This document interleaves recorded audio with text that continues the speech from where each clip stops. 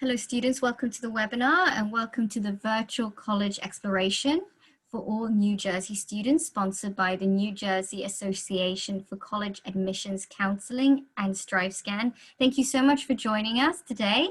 Just before I hand you over to Sarah from UC Santa Cruz, I just want to give you a few housekeeping announcements. So the first thing is you can use your Q&A button on your screen to type your questions to our presenter at any time. Your camera and microphone are off, so the panelists cannot hear or see you. And just a heads up, this is one of many different sessions happening, so be sure to check out the full schedule at NJACAC.org/virtual-fair. So this presentation will be recorded and it will be available within about a week at the same website. So just to reiterate, that's NJACAC.org/virtual-fair. So I will now pass you over to Sarah, who will kick off the presentation, and I hope you enjoy it. Great. Thanks so much, Annabelle. Hello, everyone. I'm so glad that you're here with me today. As Annabelle mentioned, my name is Sarah Koshin, and I'm a regional admissions representative at UC Santa Cruz. What that means is I'm actually regionally located, so I live full-time in Pittsburgh, Pennsylvania, which is nice because we're always on the same time zone. I'll straddle the 3 hours for you. So any questions that you have, you know who to reach out to. But today we're here to talk a little bit more about UC Santa Cruz. It wouldn't be fair to do introductions and not introduce you to the University of California system. Within the UC system, there are 9 undergraduate campuses. We have 1 graduate campus, but lots of different options for you to choose from. My recommendation is to do your research and to do your homework. We're each a little bit different with a whole lot to offer.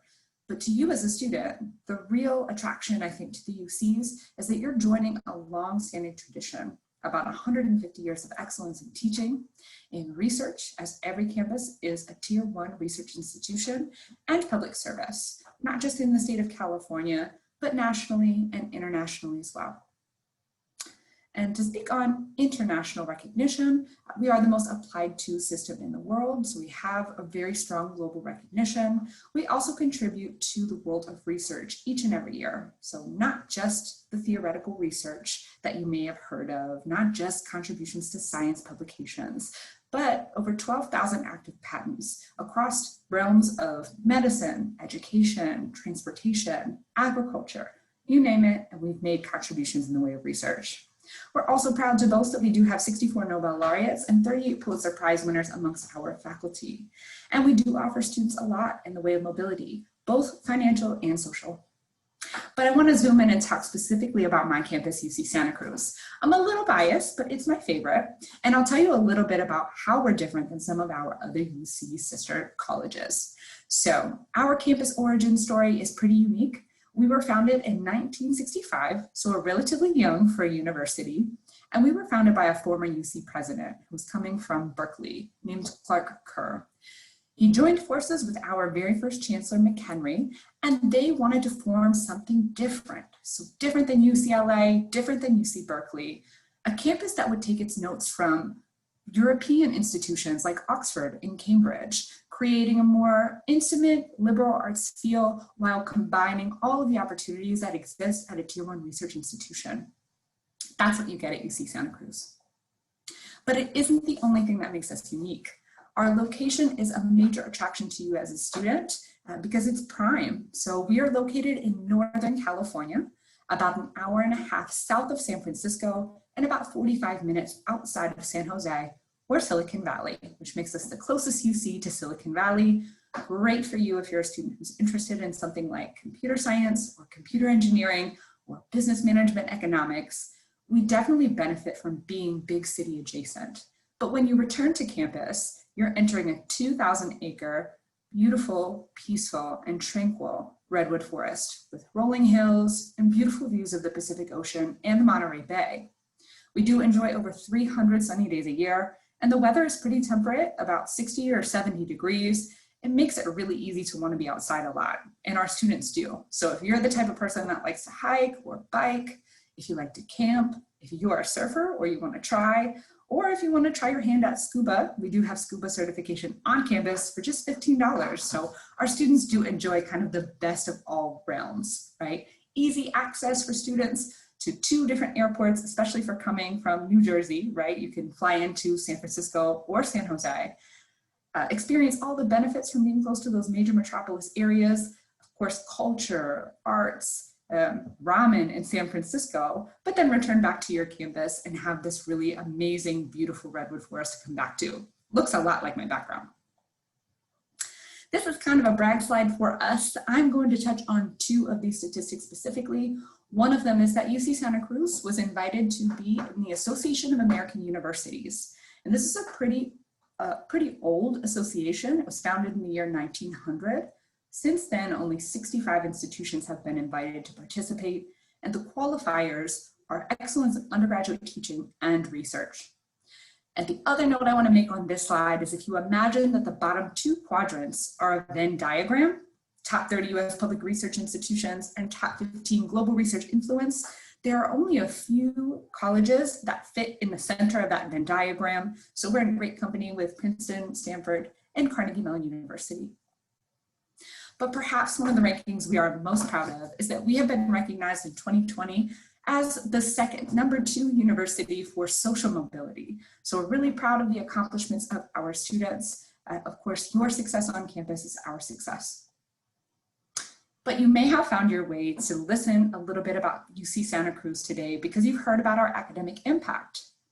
This could be in a number of different ways. You could be interested in film and digital media, and you did a quick Google search and you know that our program is in the top 10 in the country. You could be interested in astrophysics and come across some major contributions we've made in that realm in the past 5 years. But I'm going to talk about a story that I think really shows our academic impact at UC Santa Cruz. And it happened in the year 2000. So let me set the stage for you. In the year 2000, in molecular biology, one of the hot topics is sequencing the human genome. And this is a big deal, right? So everyone who is working towards sequencing the human genome has an underlying concern that if a private company were to successfully sequence the human genome first, that there could be some challenges or some barriers to the dissemination of that information. On our campus, just 3 days before the leading private institution was able to, our professor, David Hausler, in conjunction with a graduate student, Jim Kent, successfully sequenced the human genome. So this is a major stride forward in the medicinal world for us, right? This has totally changed the way that we diagnose and the way that we treat illness. That's just one of the ways that you could make an impact at UC Santa Cruz. And when we're considering how you're going to make your impact on campus, let's talk about the options that you have in terms of studying. We have 70 different majors for you to choose from, 39 minors across 5 academic divisions. So there's plenty of options for you to choose no matter what your major interest is right now. And it's okay if you don't know what you want to study. We do have a number of students that enter UC Santa Cruz undecided and work with advisors in specific clusters to make sure that you find a path that's right for you. So when you're applying to UC Santa Cruz, you'll choose an intended major. No one has to declare until the end of their sophomore year, so you have some time to figure it out. There are 2 exceptions to what I just said, and they are if you are a student who's interested in computer science or computer engineering. So these programs are impacted on our campus. That basically means they're pretty popular. So if you're interested in studying in either of these realms, what you need to do is just let us know in your application by your major choice. So as long as you choose computer science or computer engineering, we'll automatically review you for entrance to those programs. You might be wondering, what are some popular majors that you have on campus? So computer science and computer engineering, of course, but many of our students are very interested in business management, economics, psychology, human biology, which is our pre-med tract. And we have some programs that are a bit unique. So marine biology, agroecology, environmental studies, definitely is within the fabric of UC Santa Cruz to be concerned and committed to making environmentally sustainable decisions. So plenty of realms for you to study there. But as I mentioned, we are a liberal arts focused UC. And what that means is that we definitely value and cherish the idea of interdisciplinary studies. So we do have a few programs that are structured in a way that is interdisciplinary. One of the most popular of these majors is games and playable media. So games and playable media takes aspects of design, of art, technology, and programming, and it all culminates in your senior year when you create your own playable game.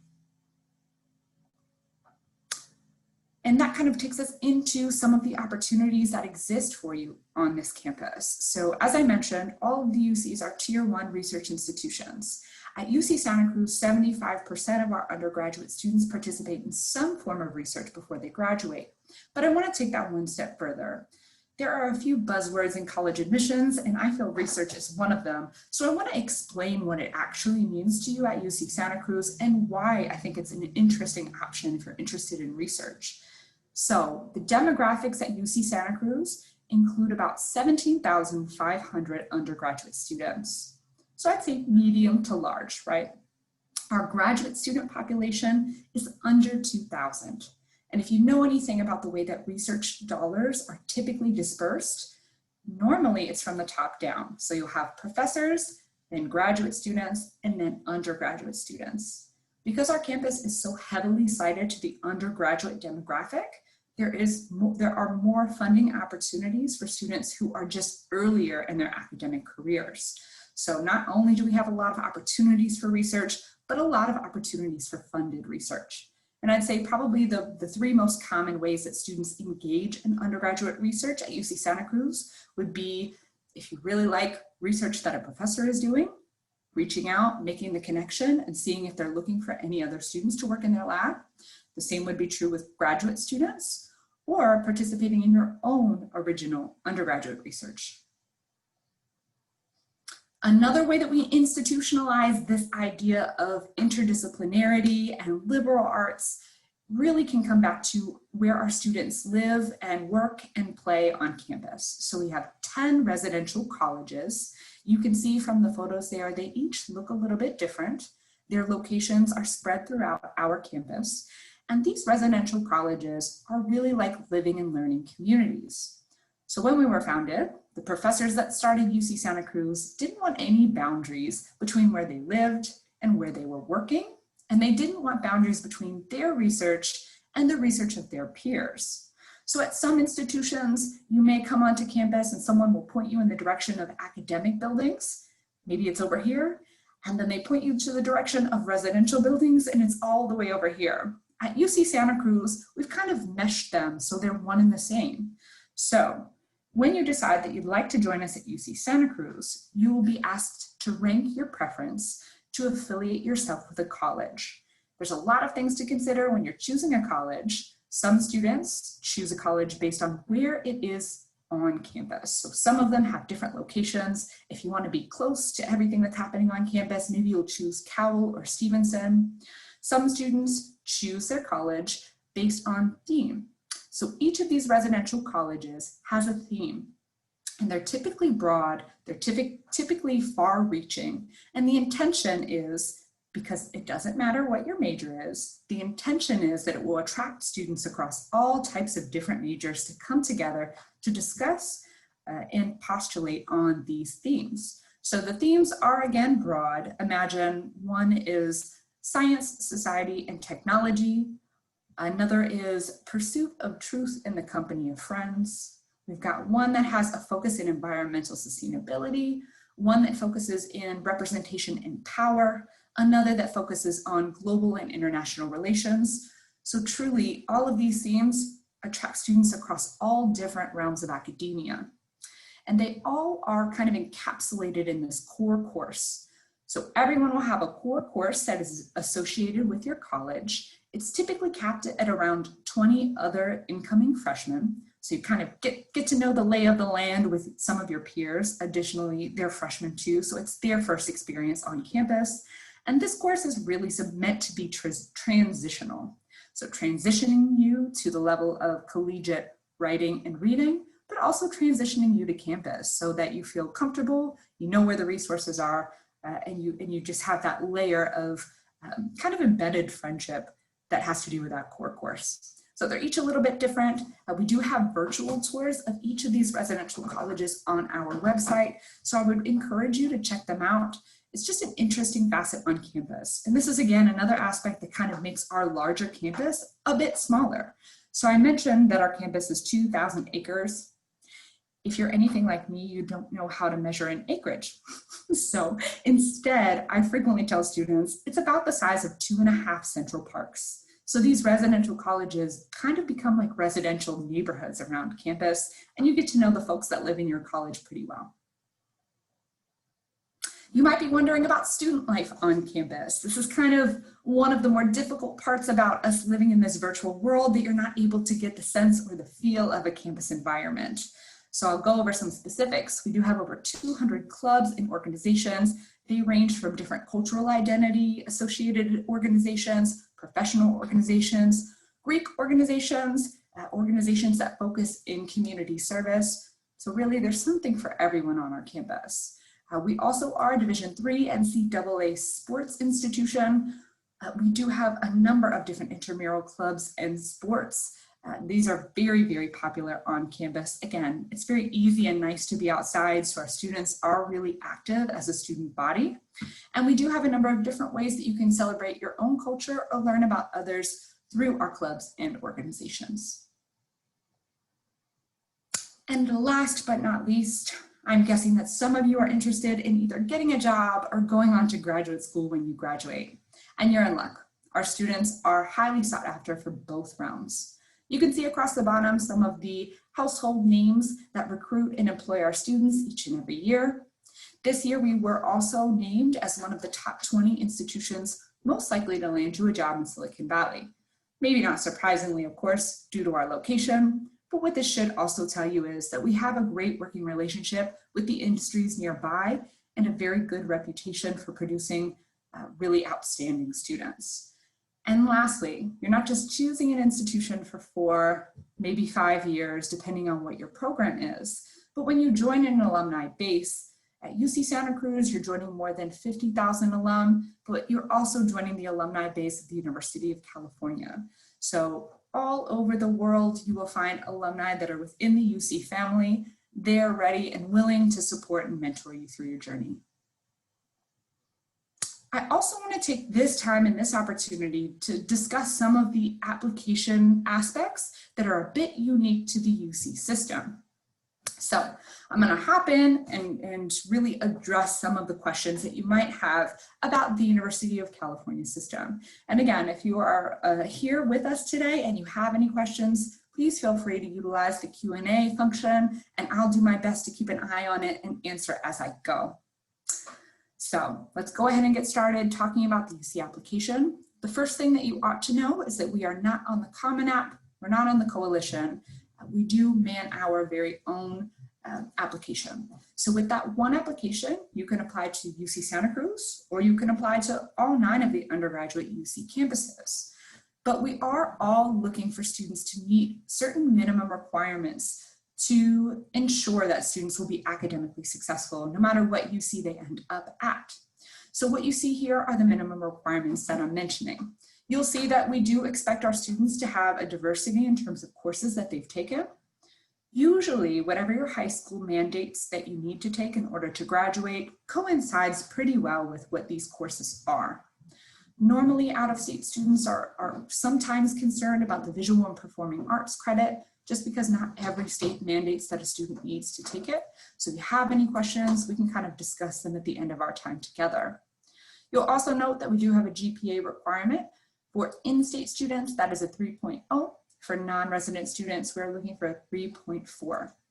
One other important note on a GPA is that when we calculate your GPA, we are using the 10th and 11th grade years for that calculation and the summers that bookend them. So those are the courses we're going to be most interested in and that we'll use to calculate your GPA. Last but not least, you may have heard, but the entire UC system is test optional this year and next year. I'll take it one step further and kind of shed some light into what that means at UC Santa Cruz. So although you have the option to submit your test scores, we will not be able to view them during the admission process.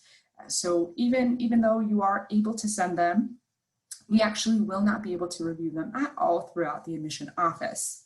However, each UC is making their own decisions about how to use test scores should they receive them. So it's best to reach out to a representative at a campus that you're interested in to learn a little bit more.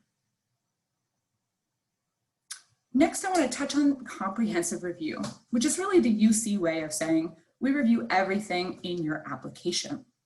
An important part of the UC application for you to remember is that it is entirely self-reported. So 100% of the information that we receive will be provided by you. So it's very important that you take your time when you're completing it. It may be best to have an unofficial copy of your transcript right next to you so that you can enter your coursework and the grades that you've earned in those courses. It's also important when you're considering entering your activities, awards, honors, that you're very detailed. We do not accept letters of recommendation, so it's up to you to brag about yourself and also to provide some understanding about the context of your situation. And that's really what comprehensive review is about. At the UCs and at UC Santa Cruz, we're interested in comparing you to you, not you to another student. And what that means is we're interested in understanding the entirety of the context that you're operating in. So in these UC approved criteria, you're going to find things that are academic in nature. So what is the quality of your senior year coursework? Did you have any significant improvement in academics, but also non-academics? So geographic location, any accomplishments that you've had within either a challenging or an unusual life circumstance. So these are all things that we care about and that we review within your application to form a holistic picture of who you are as a person and as a potential applicant. Another way that we do that is through the review of the personal insight questions. So this is something that is unique to the UC application, and the personal insight questions provide you with 8 prompts. You'll select 4 to respond to, and each of these responses will be capped at 350 words. So a couple points that I want to make here of recommendations on how to formulate your PIQs.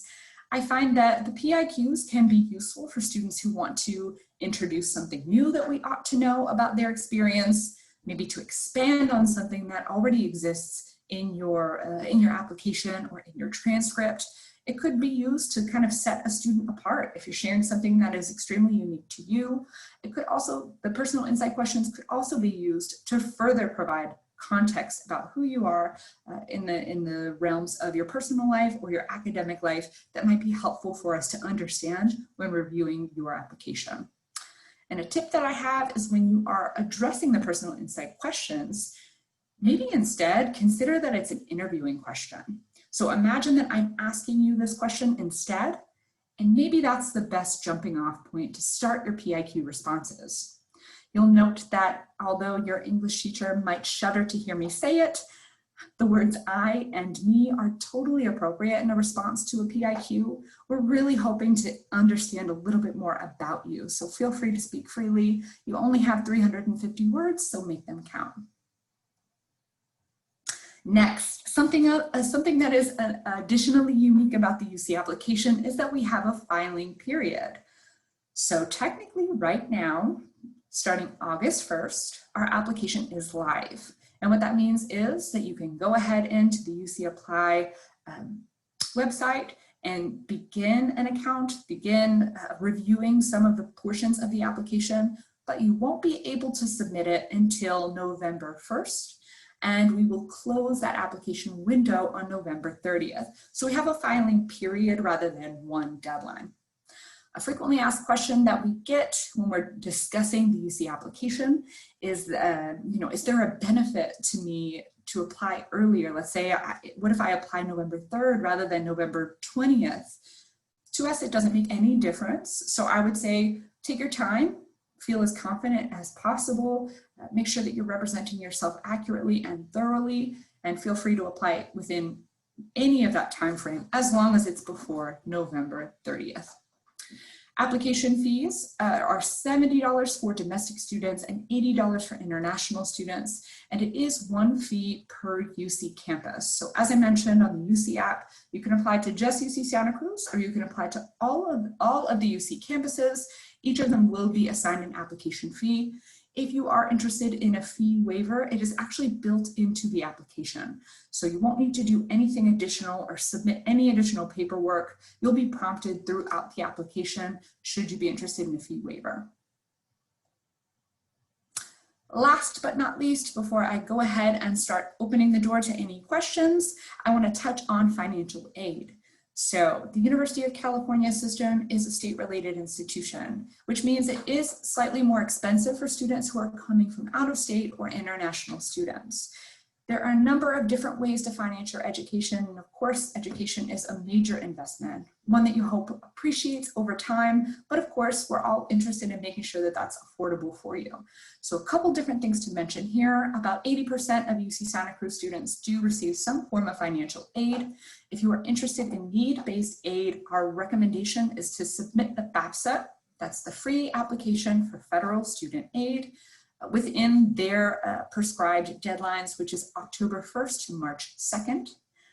The other thing I want to note on this slide is that UC Santa Cruz is one of the very few UCs that specifically offers scholarship opportunities to non-resident students. And that is non-resident, including domestic students and international students. So we do have the Undergraduate Dean's Award available for review. If you're interested in the scholarship, all you need to do in order to be considered is submit your application. So your application to the UCs also is meant to serve as your scholarship application to any campus that may be reviewing. So as long as you submit your application, we'll automatically consider non-resident students for the Undergraduate Dean's Award. And it is an award that starts at $12,000 and goes upwards to $40,000 across 4 years. Okay, so I do want to take a moment. We did get one question about what kinds of sports that we offer. So we do have a golf team, a soccer team, a basketball team, a volleyball team, but we also have a lot of club and intramural sports as well. So surfing, scuba, camping, as well as fencing. So there's a whole lot for you to take advantage of at UC Santa Cruz. If I'm quick enough, I'll go ahead and try to drop you a link about UC Santa Cruz sports. Do we offer rifle? No, I've got to be honest, off the top of my head, I'm not certain. So I'm going to hopefully link you to our athletics page so that you can take a look. My guess is that if we do offer rifle, it is likely in the club realm instead of a varsity sport. And I'm going to go ahead and submit that to you now. Thanks for the question. Any other questions that anyone might be wondering?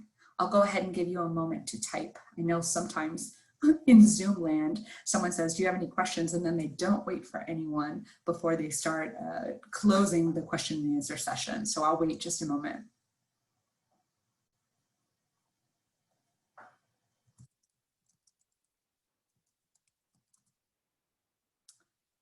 Okay, so I did get a question that came in. How about tennis? We do have a men's and women's tennis team. I got another question that is, once admitted, is it hard to get into the classes that you want? So it's a great question, and I think this might be true at other universities that I would consider to be medium or large. I would say that as an incoming freshman student, you typically are not prioritized, at least for higher level courses, over upperclassmen students. And what I mean by that is typically a junior or a senior who's looking for a course or two that is upper level division that they need to graduate will oftentimes be prioritized in assigning those classes. However, as an incoming student, you will have plenty of general education classes to make sure that you take and electives to meet and requirements and prerequisites within your intended major. So in that realm, I would say you shouldn't have any trouble getting into the courses that you're interested in. Typically and anecdotally, if a student is reporting having a hard time getting into classes, they're usually talking about the date or the time of their preference, not that they're not able to get the class. And usually, if you're not able to get the class one term, we're actually on a quarter system, so if you're not able to get a class one quarter, it's very possible you'll be able to get into that class in the following term. Are there career development opportunities for internships? Great question. And I would say that there are myriad opportunities in terms of internships, but also experiential learning opportunities. So internships in a very traditional sense, I would say that there are majors that are a little bit more inclined towards internship. I'm thinking business management, economics, some engineering programs, but we also have things like the psychology major that has an embedded field study. And that embedded field study allows students to actually choose the demographic that they're interested in working with and have those experiential learning opportunities at health centers around the Santa Cruz area. So there are plenty of opportunities like this. I did also mention research. So some students are super interested in studying research or contributing to a research way when they're coming to a Tier 1 research institution. So we have students like marine biology students who are performing research on our sea lions in the Monterey Bay. They're, extracting blubber and analyzing the blubber to understand temperature changes in the Monterey Bay, and also what these sea lions were eating. So understanding the changes to any ecosystems in the Monterey Bay. So I would say, sure, tons of career opportunities, tons of research and internship opportunities. And last but not least, to actually highlight our career services, they are there for you every step of the way. So whether you need them to revise your resume because it still looks exactly like when you were in high school, or further on down the road, let's say you do land an interview with a dream company, they're available for mock interviews. They also do facilitate the career fairs that we have on campus each and every year. We do also facilitate some career fairs that are industry specific. So a whole lot of opportunities to kind of connect you to not only experiential opportunities so that you can have some sort of real world life experience before you graduate, but also making sure that you are understanding about some of the different industries that exist in your own academic realm and that you're taking advantage of connecting with them when they're on campus. Can I join with an undeclared mind of what I want to do in college? Am I flexible to change my career path? I would say this is an easy one at UC Santa Cruz because all students enter with an intended major. Even if you're pretty sure that you know what you want to study, you don't have to declare until the end of your sophomore year.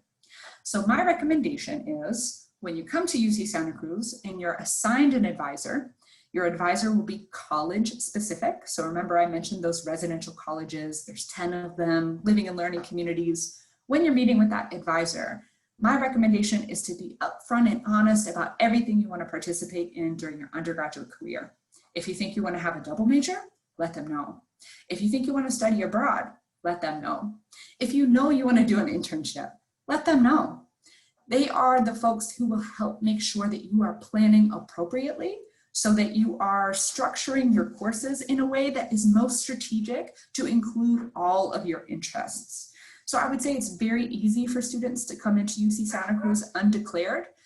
You'll not only have an advisor that is college specific, but we also have advising for specific clusters for other undeclared or undecided students. So if you know you're interested in, let's say, arts or natural sciences or humanities, you'll have access to those different advising clusters so that you can, choose courses that reflect your interests, but also that count for general education requirements so that you're still on your way to meeting the requirements for graduation.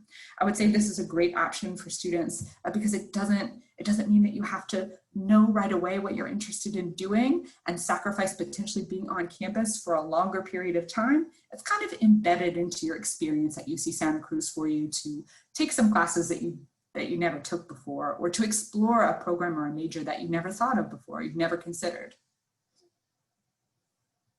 Great questions, everyone. Anything else?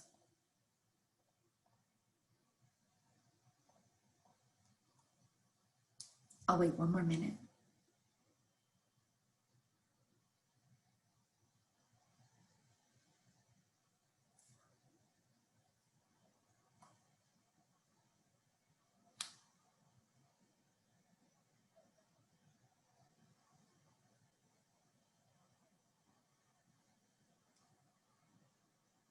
Okay, so I didn't see any other questions come in. I'm going to go ahead and orient you to the very last slide of my presentation here today, and I'll wrap up by first thanking you for being here. Of course, you have plenty of different options and different colleges to consider, and so I appreciate you spending the time here with me today to learn a little bit more about UC Santa Cruz.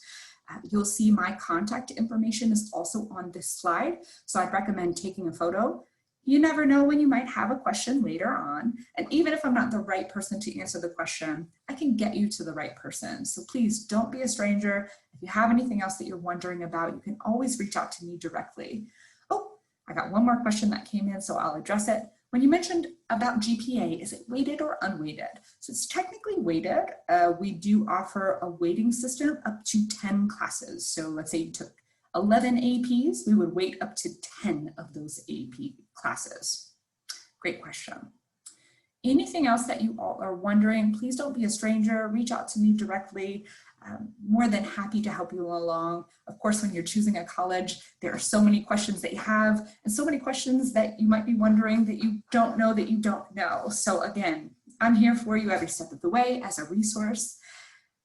For everyone else, thanks so much for your time. I'm going to go ahead and turn it back over to our moderator. I hope you all have a great night and a great weekend, and hope to see you again soon. Thank you very much, Sarah. I just have one slide to show before you guys head off.